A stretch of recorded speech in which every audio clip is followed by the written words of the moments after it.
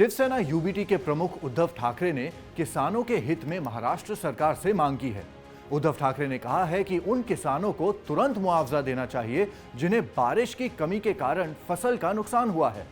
कल उद्धव ठाकरे ने अहमदनगर के उन इलाकों का दौरा किया जहां पिछले कुछ हफ्तों में सूखे की वजह से कई गांवों में फसल नष्ट हो गई है।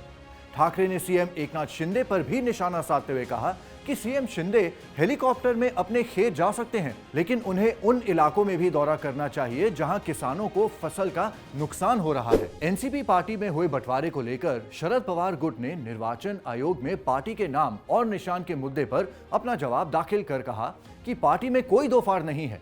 वहीं विभाजन से इनकार करते हुए एनसीपी के अध्यक्ष शरद पवार ने कहा है कि जिन 40 विधायकों ने बगावत की है उनको अयोग्य करने के लिए पार्टी की ओर से विधानसभा स्पीकर के पास अर्जी लगा दी गई है और सभी 40 बागियों को पार्टी की कार्य समिति और अन्य पदों से हटा भी दिया गया है। वहीं दोनों गुटों के पार्टी पर नियंत्रण के अलग अलग दावे हैं। दावों की पड़ताल के लिए आयोग ने दोनों को नोटिस जारी कर जवाब देने को कहा था। अजीत पवार गुट ने तो जवाब दाखिल कर दिया था, लेकिन अगस्त में आयोग ने शरद पवार गुट को 13 सितंबर तक जवाब दाखिल करने की मोहलत दी थी। देश की राजधानी दिल्ली में आज से G20 समिट की शुरुआत हो चुकी है। इस पर पूरे देश से अलग अलग प्रतिक्रियाएं मिल रही हैं। वहीं G20 समिट को लेकर कांग्रेस के विधायक विजय वटेटीवार ने केंद्र सरकार पर निशाना साधते हुए कहा कि बीजेपी की नीतियां तानाशाही हैं। वे संविधान के दायरे में काम नहीं कर सकते और ना ही उन्हें संविधान के दायरे में काम करना आता है।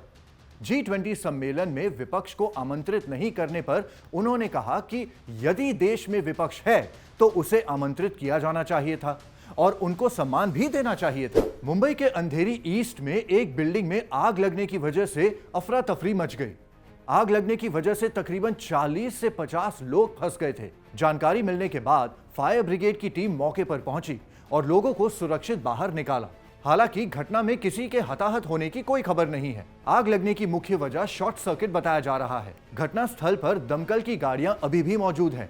आग पर काबू पा लिया गया है। मुंबई करों, अगर आप कल अपने घर से ट्रेन के सफर के लिए निकलने वाले हैं तो तीनों रूट का टाइम टेबल चेक करके निकले, क्योंकि मुंबई लोकल ट्रेनों में यात्रा करने वाले यात्रियों को रविवार 10 सितंबर मतलब कल असुविधा का सामना करना पड़ सकता है। कल तीनों रेलवे लाइंस सेंट्रल, वेस्टर्न और हार्बर पर मेगा ब्लॉक रहेगा। मध्य रेलवे पर CSMT से विद्या विहार रूट पर सुबह 10:55 से दोपहर 3:55 तक मेगा ब्लॉक रहेगा।